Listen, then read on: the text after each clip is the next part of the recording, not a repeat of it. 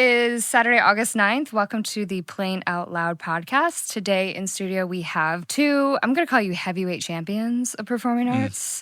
Yes, flex the muscles, but maybe not too much since it's about 100 degrees today in northern Michigan. I am your host, Chelsea Kay, and with us in studio, we have Wes Curry and Kendall Kotcher. This is where we insert mad applause. Yes, mad applause, tiny hands and everything. So I'll give you all just an introduction for those who are not familiar with these two, as I call them, in the polite sense, heavyweights. Wes is the artistic director of Old Town Playhouse and the founder of the Dilworth Players Community Theater Group in Charlotte, North Carolina. It's probably about as warm there today as it is here, huh? Yep. Yeah. Wes's extensive background in program management, customer service, theater, and probably 14 other things make him an excellent community theater director because you wear many hats. And Wes's production of Sister Act with the Dilworth Players received 12 nominations and 5 wins in 2020. And he was nominated again in 2024 for the Broadway World Charlotte Awards as Best Director for production of Rodgers and Hammerstein's Cinderella. Yes. That's a lot of awards and nominations. Thank you. It's always nice to be recognized. Yay! So yeah, we were thrilled. Yes, absolutely. I don't know if Broadway World makes its way up to Traverse City, but maybe we should start campaigning for that. Yeah, I think it's pretty hubbed. Like Grand Rapids probably has a hub, but it kind of is more hubbed in cities. So, okay. Yeah. Well, maybe we'll make a cherry hub. Yeah. We'll think I like about it. Our next equally lovely and talented guest is Kendall. You were originally from Clarkston, Michigan, but you've been up here as an official transplant to Traverse City since 2021. Yes. All right. You have a BFA in acting from Michigan State University and have also additional work in professional writing. One of my favorite accolades of yours, and I had to Google this to be honest, but is you are SAFD certified actor combatant. SAFD. Can you tell us what that is? Yes, it's the Society of American Fight Directors. It's a stage combat organization that I found in college. Wow. All right. That sounds very official. And if that didn't sound official, here's the experience you have with that certification. You are experienced in unarmed, rapier and dagger, sword and shield, single sword, broadsword, quarterstaff, firearms, and knife. That is correct. Ding, ding, ding. Anything else we want to add to that? Pots and pans. I don't know. Like anything Whips. else. Oh, goodness. Fantastic. We're going to dive into what all of that means and the background there in just a few minutes. You have an extensive background in theater, marketing, and teaching in the Detroit area and Traverse City with folks like the Brainstormers, Traverse City Film Festival, Parallel 45 Theater, Mashup Rock and Roll Musical, and Old Town Playhouse, which is a little known entity in this area. And of course, you are on the marketing committee for Up North Pride. Yes. So you do a lot, is what I'm hearing. I do. I get a lot. around. Dear. Well, speaking of getting around, I think we all have lots of questions about both of your backgrounds. They're both varied and unique, and like any good theater person or performing arts person in general, you've done a lot of things. I do want to ask, just kind of first and foremost, is there's no wrong answer to this, but I'm always kind of curious, since you both have lived in the space of community theater, tell us or define for us, what is community theater for you? Community theater is theater done with community. I would say, so I didn't find community theater until I was a senior in high school. So I was just kind of new to theater at that time, and it was a youth theater. And I was like, oh, this is pretty awesome. Everyone knew each other. You just, do plays and musicals for fun. I thought it was so cool. Just a fun thing to do. It's a fun thing that you enjoy doing, but with friends in your community. It brings culture to your community. It's great. Yeah, great. Wes, anything you would add to that? Yeah, I think it's all those things, but I also think as I'm getting older, I learned that it morphs and changes for me what it is. I think definitely when I was younger, it was that place to find a group. Yeah. A lot of times, especially being newer to town, I've been here about a year, but if I wasn't involved with the theater, I don't know how you meet friends these days. I think especially now that we're more connected digitally, it's harder to meet folks. So I think it becomes a social hub as well as creating that art. But yeah, I think when I was younger, it was probably more that as well. But as I've gotten older, it's also a form of mental health therapy and, making those, again, connections that maybe you wouldn't see otherwise, but just an appreciation for art as well. I mean, through theater, I think our audience members, but also us on stage or backstage have experience so many things we wouldn't have otherwise. Yeah. So it's also education. So Yeah. it just kind of morphs and changes, I think, depending on where you are in your life. And that could change daily or hourly even. Right. Literally, depending on what is happening in the world as well. I'm curious if either of you feel the same way, but I think the events that we see, hear, absorb in our environments, whether that's digitally or through local news or through what friends share or whatever, also impacts us, because I do find that performing arts folks are a little bit more empaths. They're deeper feelers, which I think is a superpower personally. But yeah, just kind of curious what your thoughts are, especially these days. I think there's a lot of things happening and many of that we can't control, but kind of curious what your thoughts are on the current environment and how you as an artist kind of keep yourself in check or put up those boundaries or lean into different aspects of what's happening. I think any time you have an opportunity, especially in today's world, to disconnect is great. So coming into a rehearsal, for example, as a performer or as backstage, to have those 2 or 3 hours where your phone's not in your hand, I think is huge. I always feel refreshed when I walk out the door. And I think that no matter what walk of life you're on right now, that's important to disconnect, right? Whether you love what's going on in the world or whether you hate what's going on in the world, it's always important just to take a pause, breathe, realize there's other humans out there. And I have most appreciated the experiences when I've been with folks on stage that are not like myself in how I think. I think that it just goes back to just having that discussion and connecting. So yes, I think it's easy to react to everything that's going on in the world, but I think having that unplugged time in the arts is so important. Yeah, I think it's a good escape as well. A lot of artists find escape from the world. Maybe they don't want to address when they dive into their art, but I think also theater challenges a lot of the status quo that we see in the news, which is also very important. So I think that both truths can exist at the same time. Yeah. I do feel like theater as a particular venue of performing arts is a great safe place to be, to put that down and talk as humans, like, hey, did you hear what happened today? You know, and like discuss it live if you want to, or to say, nope, we're going to go to our happy place. And that's me being in this production that I absolutely love and adore. Let's warm up, you know, and just jump into it. Or if Kendall comes in and she's teaching combat training, you get to take out some aggression in a safe way. It can be very cathartic. Yes. For Speaking sure. of, let's talk about that. I'm fascinated. So the long list of things, I think everyone has the same question, burning question that I have. What in the world is a broadsword? And can I get one?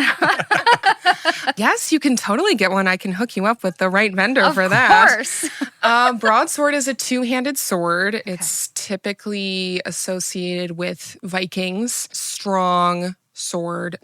It's sharp, theoretically. Obviously, a stage sword is dulled so that no one gets hurt. But sharp on one side, 2 hands, so you won't have a shield for that. But it's strong enough really to just conk someone. But it's not like sharp and pointy, like the smaller one-handed swords. You really use it for power. Interesting. So would that be akin to, say, like the swords from Lord of the Rings when they're in big battle? There's these big things. They're making these huge swings and hits. And it's not a lot, but it looks like a lot of energy to put behind. Yes. Okay. Yes. Which would be different from, for example, you have sword and shield. I'm assuming that's a smaller sword. Smaller sword. But the shield, obviously, in your other arm. So you're maybe a little bit less, you're limited maybe in a way of the certain types of hits that you could do. For sure. Okay. All right. I'm getting there. Rapier and dagger, obviously a lot smaller. Yes. What is the difference between rapier and dagger? There's another burning question I have. Rapier and dagger and like sword and shield? Just rapier and dagger. Rapier and dagger. Well, dagger is the smaller sword. Smaller. So think of something you would like to stab someone with. Okay. And then rapier is the longer sword, definitely associated with status as well. Those longer, pointier swords. Are they more intricate? Rapiers? Are those more like the Elizabethan, look at my fancy pointy thing that could hurt you? Okay. Yes. Versus like a dagger might be more like what Macbeth used. Yes. Yeah. So a rapier will also have more going on in the hilt. So protect the wrist. It'll have kind of metal wear that goes all around your wrist so that if someone were to whack me, it would whack that metal stuff instead of my wrist. All right. Yeah. Wow. We need more of all of this, Wes. I'm Yeah. just saying. I'm going to ask a Yes, question. please. If No, that's okay. of course. Kendall, did you gain that knowledge of weaponry just by doing the training, or is this something that you've done above and beyond your normal training? Like, you seem to be very knowledgeable about it, but how much of that came with the training that you did? Yeah, it all came with the training. Yeah, I was not into swords at all until I did theater. I was not into Dungeons and Dragons or Lord of the Rings or any of that. But I was like, oh, I can sword fight. And that's when I kind of learned the different types of swords. They do a good job with SAFD, kind of walking you through who used these weapons, why do they use these weapons, how is it best to use them, right? If I'm using 2 hands for a sword, it's going to be a lot more power, a lot less of a pointier object than maybe a small sword or a swashbuckling pirate sword is more pointy. Trying to whack them with my point. Awesome. So I guess thinking about that in your training, what do you find most compelling, I guess, about stage combat in theater? Yeah, I think it really adds to the story. In the SAFD, they do a good job of really making sure that it's acting at the end of the day, and humans fight. Humans have conflict. And it's not always with words, right? In musical theater, you hear when words aren't enough, you start singing. Well, when words aren't enough in stage combat, you start fighting. It gets physical. And then it just depends on what weapon you have. So it adds to the stakes of a story. The audience, they'll believe the story more when they can see that conflict physically. Yeah, it really heightens things. It adds tension, Sure right? does. And I think, again, about Hamlet, right? Like some of that stage combat is happening in silence, right? Yeah. So you're creating something kind of out of nothing through action and a prop, maybe lighting, maybe a few other things, right? But it's very expressive in that. Yeah. What are some of your favorite shows you've done, whether that's you managing, stage combat, choreography, or just in general? Well, I'm going to have to say The Play That Goes Wrong that was my biggest challenge, I would say, especially early on in my career. I'm only 31. And so to tackle that as a young artist, it's basically the biggest stage combat show you can do. And OTP did it. And I think we did a great job. And to just have the opportunity to tackle that and I think do an awesome job was phenomenal. Nice. I wish I was here in Traverse to see that. I've heard so many great things about that production. Yeah, Carla sent me the script and I was like, yeah, of course I want to work on this. And I read it and I took notes of every single kind of combat moment. And there was a stunt on every single page. Wow. Incredible. I had to keep flipping my notes page and I'm like, well, there's more. There's more. Incredible. Yeah, just so much. Great opportunity, great diversity to add to kind of the standard sort of classic love musicals, but let's throw something fun. And there's so many great things we could do a whole episode probably just on that script, to be honest. I'm sure. But that'll be a bonus one. We'll do another time. So I want to switch over to Wes and ask you a little bit about, you've been involved in community theater in an aspect for a minute, we'll just say. Yeah. What are your favorite parts and why are you so involved with community theater? Why community theater over regional or professional or, I don't know, some other venue of performing arts? Well, probably because I'm not to that level to be good enough for regional or professional. I would love to say that I was. I don't know about that.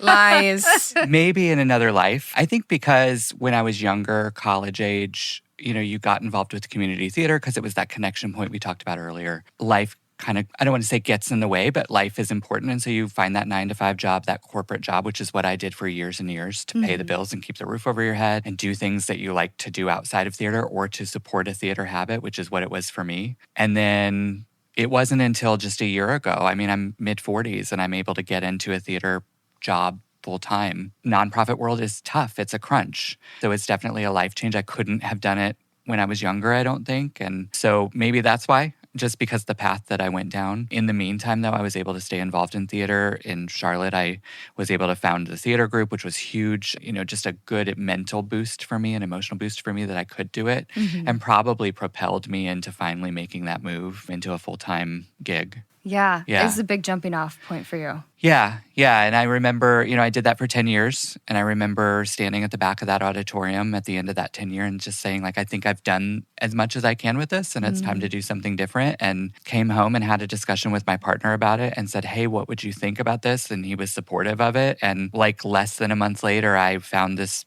I think you get in the algorithms. You start to search for jobs and then they start to pop up. But had this recruiter call me for Old Town Playhouse. So it all kind of just fell into place, which was great. Yeah, very One meant of to those be. signs you know where you're supposed to be. Very meant to Yeah. be, yeah. I think, too, when you get to the point, and you both have directed productions, so, when you feel really comfortable and confident that, like, I have done my job, this is going to be great or superb or everything, right? It's going to be fantastic. I'm so ready to give this to the stage manager for the run. And then, it's like your baby, right, has launched off, similar to careers. We've all done different careers in nonprofit, and I think that's when you can release that, it's like the next adventure can begin. Nice. Curious if you could tell us a little bit more about the Dilworth Players. I think, neither of us have any experience with that particular... You've not been to a production? No, I'm so sorry. But I think we'd love to just hear more about, why you wanted to start that in Charlotte and, where its place sits amongst what I imagine is a lot of great opportunity of theater in there. But yeah, anything you'd like to share there? Yeah, it was an interesting journey. When I moved to Charlotte in 2010, there were probably maybe 10 community theater companies. And that grew over the years. I mean, Charlotte has really grown. If you've seen anything about it, it's really blasted off with population. And there's paid gigs there for actors and traveling shows and stuff, but the community theater scene is huge. And there probably was 15 or 16 after I had been there for maybe 5 or 6 years. I had gone to a couple auditions, just couldn't get a part. What I learned and what happens a lot of times, unfortunately, with community theater is it's very cliquey. And you think that if there's more opportunities, it would be more cross-pollination, and that didn't seem to be the case. I've always been a little bit like, if you don't like the game, change the game. So a little bit of it was, let's see if I can start my own theater group. And in the mix of that, I was attending a church that they kind of needed something to fill their space. They were only using that building on Sundays. And so they were hungry for groups to come in. They were giving the space for free. So had some talks with them and was able to borrow that space from them. And they kind of were like, well, we don't really know what you're doing, but it'll bring in people off the street that normally wouldn't be in there, and they were hungry for that. What happened, though, over the course of the years was it morphed from I just wanted to do something because I was having trouble breaking in to I realized with all of those theater groups, there wasn't really a resume builder. So we became that group that people could come to build their resumes. It was kind of like, we'll take everybody, we'll train them up. In the midst of that community that attended that church really became theater kids. Aww. I mean, they were coming out to build our sets and do our lights and do our costumes. And so we had built-in tech people, which was great. And what happened was when we had that culture of, we'll take everybody that kind of comes in, we'll train them up. And they would go to other theaters. We'd have them for 1 or 2 productions and they would go off. But by year about 5, 6, maybe year 7, we had people that I never would have dreamed would set foot on our threshold for an audition that were accomplished actors. And they were coming in. And I would ask them, like, how did you hear about us? Like, what? And it was always like, well, I knew somebody that came and did a production, but they said the culture here was just so different.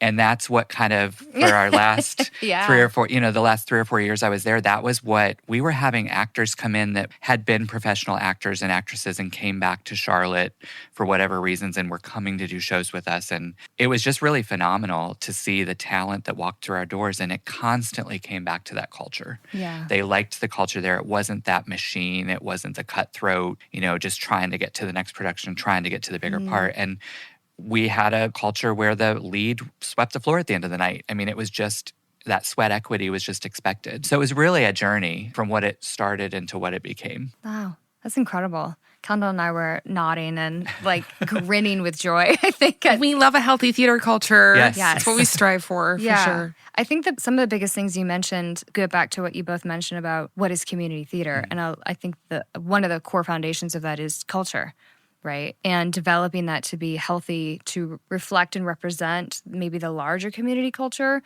but also the nuanced niche culture that is a theater's culture, because we are all unique in the theater and performing. People say theater kids are different from any other type of group, and we are. I mean, sports kids are also their own group, and everyone has their own way that they come together as a community and their own culture and things like that. But I think that was great to hear just about expanding upon culture. Really, it starts with a great place, and the fact that people wanted to come back, and that became your mantra. Like, this is a great place to do theater. If you want to do theater because you love it, go to the Dilworth Players. Yeah, and what was exciting for us is it was in a predominantly affluent white community. And, we got to a point where we wanted to produce hairspray.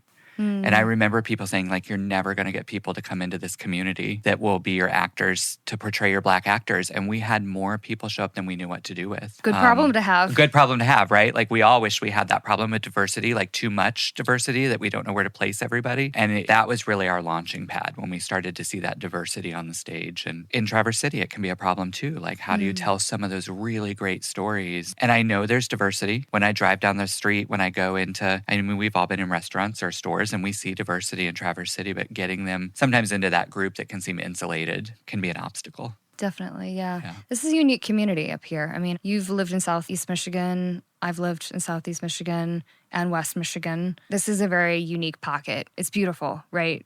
But there are unique challenges to the community. I'm kind of curious from both of your perspectives, what do you think are some of the biggest challenges when it comes to theater in this particular region? For me, I work myself to the bone. It is my lifelong challenge to find that work-life balance.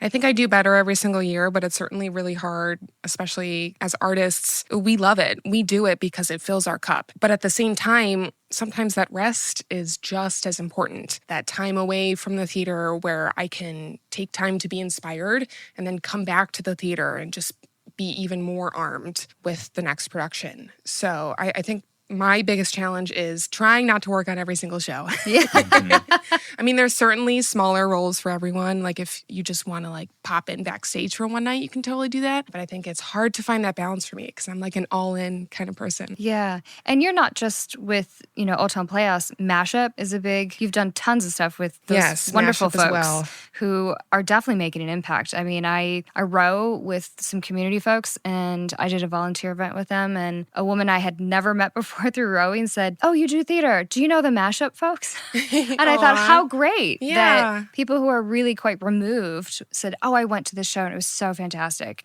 And then of course plenty of folks come to the Playhouse and say the exact same thing. There's all these great theaters and performing arts venues that complement each other and grow with that community, right? And you're so active in that. I'm curious if you want to share a little bit about that particular pocket, I guess, of culture here in TC. Yeah, Mashup is so cool because they're unique. They write their own shows, but they also use music that everyone knows. So the audience that's coming to the show, they kind of know the show. They may know the plot based on what the theme is, but it's a brand new production, which is always very exciting to work on. It's almost always weird, almost always awesome and fun. There's always a kazoo. It's not a mashup if there's no kazoo. It's a very special piece of art, I think, that I get to be a part of. That's awesome. Yeah. I feel like that's a good tagline or mission statement. We don't do theater without a kazoo. Yes. It's a requirement.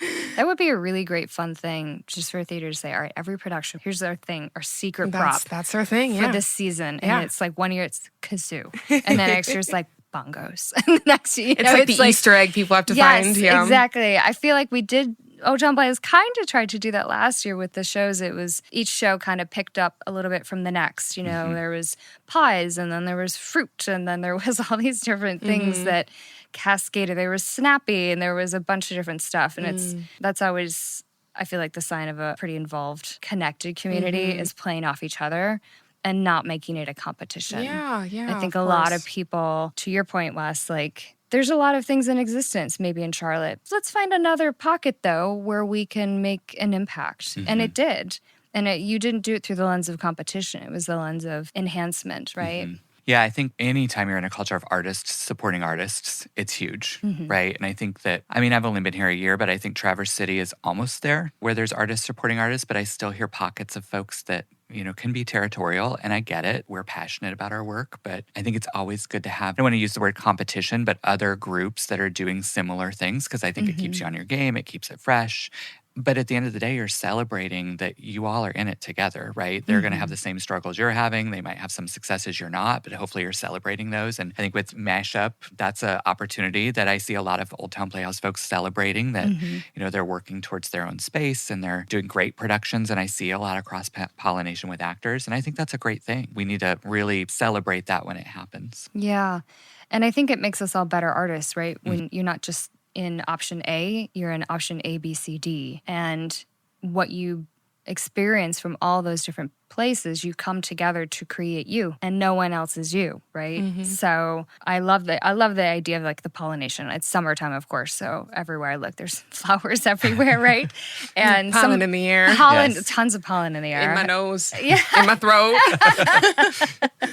So yeah, it's just a great metaphor, I think, for folk to think about, especially with, again, community theater, but performing arts in general, right? We are, I think, quite spoiled with the amount of talent and dedication and resources that we have in this region. And one of the things we're going to definitely explore in the podcast here in future episodes is bringing all those voices up together, because I notice as a TC native who spent some time away but came back that there are still silos, right? There are silos where people feel like they just want to do mashup, or they just want to do OTP, or they live in Sutton's Bay, so they're only going to do Sutton's Bay, and we don't necessarily do a great job of supporting the holistic region. And there's so many great things. So I'm excited to bring more of that to the table. But, for you two, you represent a lot of kind of the downtown traverse kind of focus with these unique groups. Kind of curious for both of you too, I don't know, if you were to say like things I'd love to achieve in my performing arts career in the next 3 to 5 years. Do you have bucket list items? Are you thinking in bed and just hoping and dreaming for more award nominations? I don't know, more types of daggers? What sparks you? What interests you? What are your bucket list ideas? Well, I would love to direct again. I'm not sure how soon, but I just love directing so much. It really fulfills me. So direct again for sure. Stage combat wise, I'm kind of in an interesting spot, I would say, where I could transition to kind of a teaching certification and really explore that path, or I can just kind of keep honing my skills, which is what I started to do when COVID happened. I'm like, I have all these skills. I'm not really using them, but I can keep them up just in case I do use them. And I've been using them obviously in Traverse City, whether that's teaching workshops or working on shows. Really almost every show has combat, so I'm very in high demand.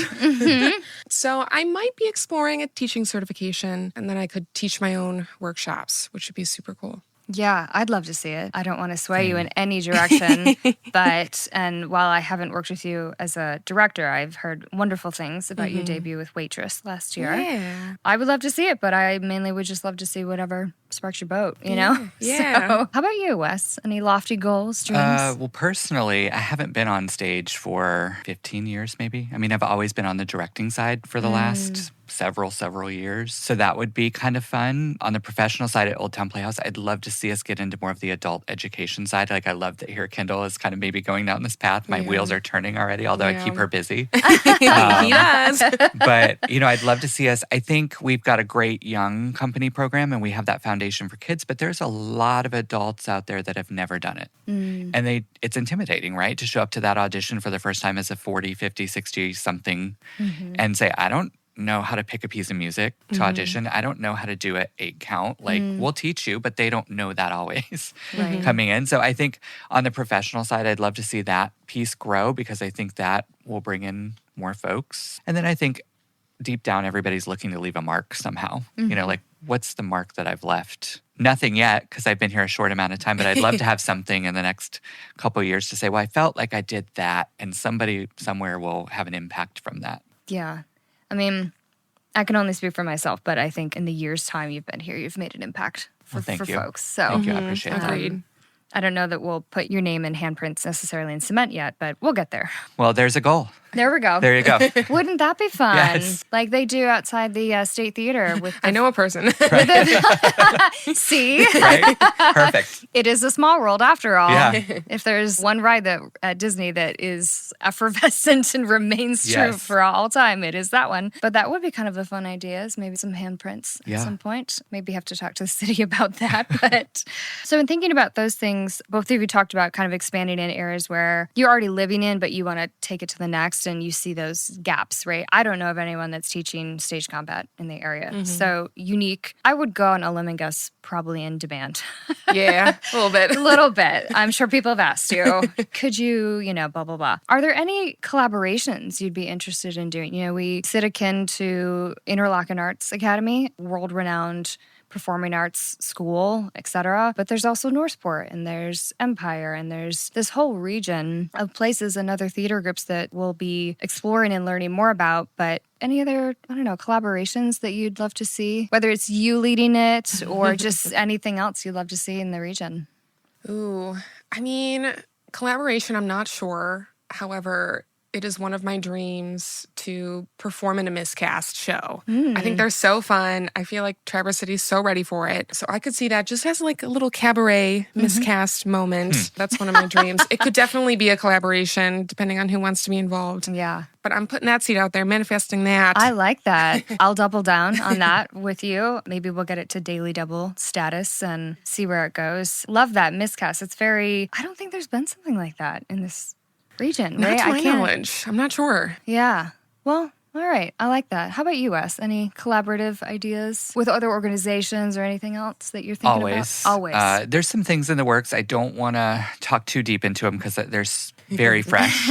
But one thing that I am focused on this year especially is, we at Old Town Playhouse, we lean into, we're at the corner of arts and culture. And one thing that I identified as we came in is we do great at the theatrical arts piece of it, but we don't always bring in a lot of other artists. So really trying to figure out how can we in our lobby areas or other areas of the Playhouse maybe bring in some different artists. So I'm kind of hoping to focus on that this season and see if we can get something going. Space is limited. So when we talk about bringing anything into the Playhouse, it's like, well, where's the real estate for that? Right. But I would love to see, it goes back to that artist celebrating artists of all kinds. Yeah. I think when one lifts up, we all lift up. Yeah. So just collaboratively for this season, I think that's kind of where I'm leaning. But there's some stuff maybe coming. I'm taking Wink, notes. wink. Nudge, nudge. Yes, I'm taking notes as we're listening There's an today. elephant in the room. Y'all can't see it. Right?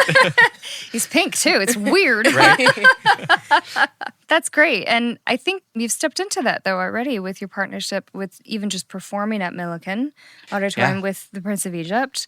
But also that show, is it community choir or there's another element of community to that? That has been such a community project from the beginning. So backing up a little bit, Old Town Playhouse has not done a summer production for a while. I think they've done them in the past, but not for a while. And quite honestly, when it was pitched, there were some folks that just said, oh, you'll never get folks to give up their summer. That's always a possibility, but the people have come out of the woodwork for it. We have a cast of 21. We've got a community choir that we're calling our choir ensemble of 35. We've got a live orchestra. And then on top of that, we've partnered with the GT Men's Shed to help build some of our set pieces. They're a local nonprofit men's group that gets together twice a week in the old Kmart building in Williamsburg, and they have a beautiful workshop. I think our set guys go over there and kind of salivate a little bit at all their machines. Power tools. Yes, exactly. And then we've also partnered with Bethlehem Lutheran Church in the area for rehearsal space, St. Francis for rehearsal space, and then lots of folks just kind of dropping by the Playhouse and donating costume pieces or jewelry or whatever. So it's really become quite a community-involved project, and it's great. It's not part of our normal season. Our normal season will kick off in September with Sister Act, but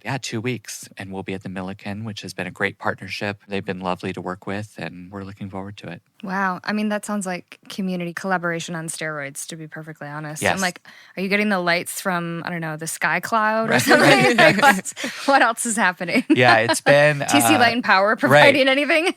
Yeah, it's been great, and we're constantly looking for more partnerships as we go. But yeah, it's just been a great way to get folks involved that normally wouldn't be. New Hope Church, Community Church, they do the Promise every year. They've been great in helping us with some costume pieces and some set pieces. So another place that maybe normally we wouldn't knock on their door, but we have, and they stepped up, and they're just given to the cause, which is great. Awesome. Thinking about shows, we can drill down into that a little bit. Do either of you have like a dream show you'd love to direct? You both have directing experience, so we'll start with that. There is a show called, I believe it's called The Wolves. It is a show about soccer players. What? Which I was going to answer this later, but I have a big soccer background. It's kind of how I fell into theater. So Wolves would really encompass my soccer background and my theater background. So I would love to direct that show. There's another show called She Kills Monsters that is heavily into stage combat. I don't know much about it, but I've heard it's awesome. So that is on my list of things to read for sure. Nice. And are both those straight plays or musicals? I believe Wolves is a straight play and She Kills Monsters is also straight, yeah. Nice.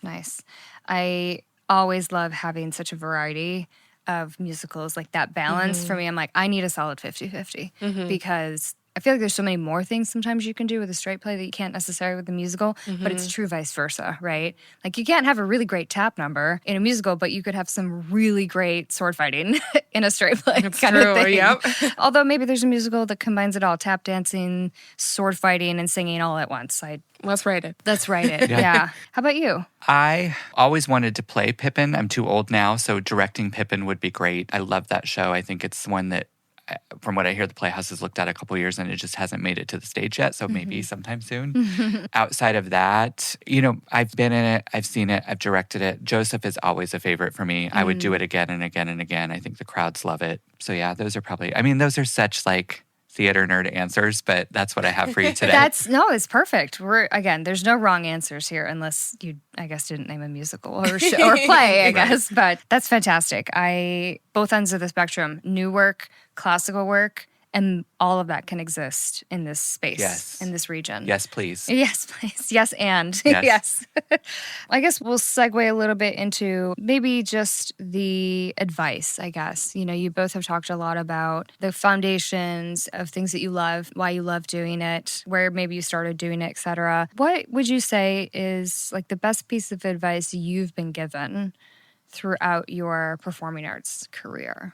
Ooh, okay. I have two thoughts on this. Two things. First thing, as an actor, something that will elevate your performance is making other performers look good. It's not about you. It's your character's relation to other characters on the stage. You can be the best singer, best dancer, best actor on that stage, but if we're only looking at you and we're not looking at you in relation to the other characters, I am bored out of my mind.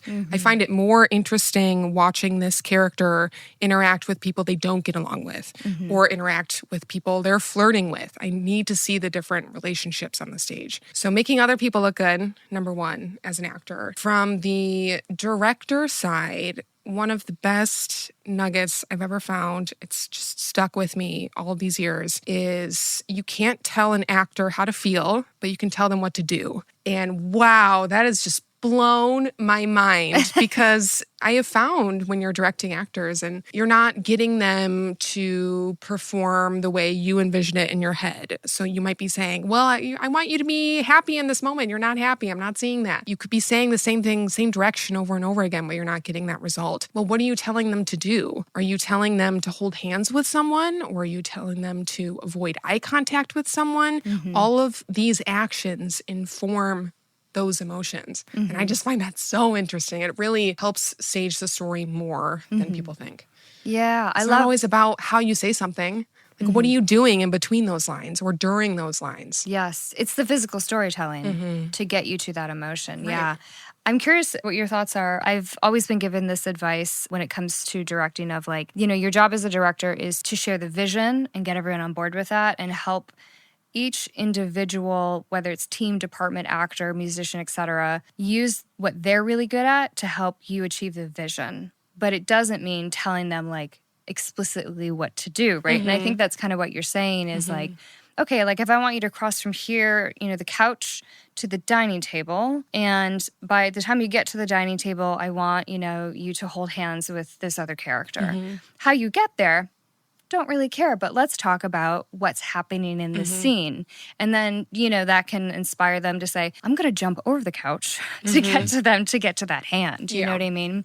Curious, any thoughts, I guess, on that, is if that resonates with you as a director? Yeah, for sure. I think that's also what sets apart directors is some directors may have great blocking and they just have all these blocking notes. But if you're telling an actor to cross downstage and they don't know why they're crossing downstage, you can see that in the performance, and I don't think it's as deep of a show. Are they creating distance because there's tension in between two characters, or are they just hot and they need to like go fan themselves or get closer to the air conditioner? Like there's so much more to that scene than sometimes cross down stage. And I think that's the magic of theater that I love. Yeah. What are those details that we're trying to get across? Yeah. Exactly. Yes. Fully agree. Yes, and. Wes, any thoughts on your end? So two things. From the director's point of view, somebody told me very early on, two pieces of it. One is don't be the smartest person in the room. Surround yourself with team members that you perceive are smarter than you. Don't have all the answers. be open to listening to other answers. I find a lot of times people have much better ideas than I do. And if you go in and you're so committed to that hard line of this is what we're going to do, it doesn't really create that creative space for everybody to be a place at the table. I think it's also okay to not have the answer too. Yes. I think I found that in Waitress where it's just like everyone's asking you a question every 30 seconds and you're not going to have an answer and that's okay. It's like, let me think on that, or can you find a solution for me? Yep. Or let's find a solution together. Yeah. Or say, I don't know if this is going to work, but we're going to try it. Yeah. Like have that space too where you can just kind of play. You don't have to come in with a concrete plan. The other night in rehearsal, our choreographer looked at my script and she goes, "You don't have any blocking notes?" I said, "Well, I don't, because we're going to kind of create it as we go. I've got like loose pieces in my head," but also learning that there's different ways that people work and all of it is okay. Whatever works best for that creative is great. The other thing is surround yourself with a no person.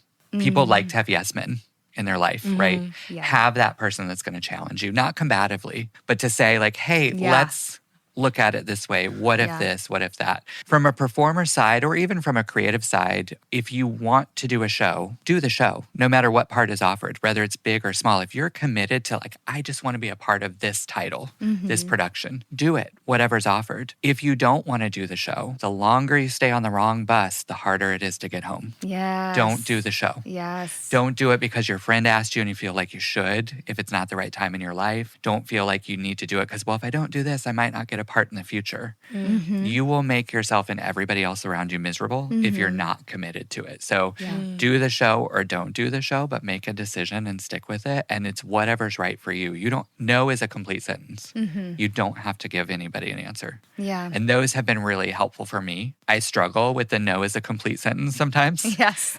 Don't we all? As a people pleaser. Sometimes it's hard, but I think if we could all work to put that into play, but respect when other people have that decline. I can't do it right now. Great. Good luck. Yep. Thank you for the quick answer, and we'll see you again. Yeah. You know, I think that's the response I would want in that situation. Yeah. Great stuff across the board. I agree with and love everything. And I hope that our listeners can take notes on that, especially those that are looking to maybe direct anything in the future or assistant direct or stage manage. I think all that is also very applicable to anything that's backstage and on the stage. If you're not comfortable with, using a broadsword, if you're not comfortable, doing lighting for a show during a time of your life when you're just bonkers, like it's okay to say no. It's not a personal thing. Yeah. It's just what you need right now. But also knowing that you're not, just because you have the title director or stage manager, producer, executive producer, anything that seems lofty, doesn't mean you are the sole brain of the show. I think of it kind of like almost like a project manager on steroids. You know what I mean? With all the color coding and the tabs and the, the different folks. You're like, I need 14 different people to do this that represent these different teams and departments. And let's ask them what they think and need and stuff like that. Yeah. Yeah. If you don't lean on those folks, it's too much. You'll right? burn out. Yeah. You'll burn out and you'll feel like, why did I do this? I mean, I think in every show cycle, I talked about this last night with somebody, you get to that last 2 weeks and you're like, I'm never doing this again.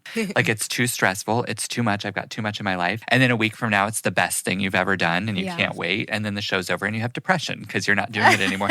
It's just a cycle. And for folks that have never done it before, in my current production, we're getting into those last 2 weeks where it's like, why did I do this? I'm not doing it again. I said, guys, just stay with it. You'll get over the hump. A week from now, it'll be the best thing ever. And it's just the cycle. But yeah, to your point, don't take everything on yourself because then it isn't fun and it's not creative. It's just a task, just a punch list. Yeah. But also if you're in that stressful moment, one of my biggest kind of learning nuggets from Waitress was you're stressed because you care.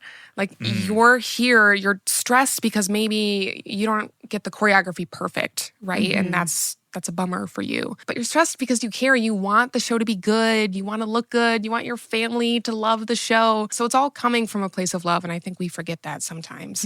That stressful part can be really hard, especially when we're all working jobs and we have families and pets to come home to, but we're doing it because it fills our cup. At some point, it is a little bit of work, but we will get past that and it'll be so rewarding. Yes. Yes. And I think that's also very much what life is, right? It's all of these things are very applicable to life and the many facets that we all juggle as humans doing the day-to-day grind, if you will, of you don't know everything, lean on people, say no when you need to, enjoy the ride. And if you don't, get off the ride, Yeah. you know? Yeah. And it's okay that those are hard. Like there's good stress and bad stress, right? Sometimes you're working on a project that just needs a lot of extra TLC with other people and things like that. But you really do love it, even if you're doing 10-hour days and getting underpaid or whatever that is, right? You're like, I'm here because this is fulfilling and it's filling my cup. And we have to fill our cup before we can fill anybody else's anyway. So if you can't do that, then the bus needs to be emptied. Yes. And no cups. Right?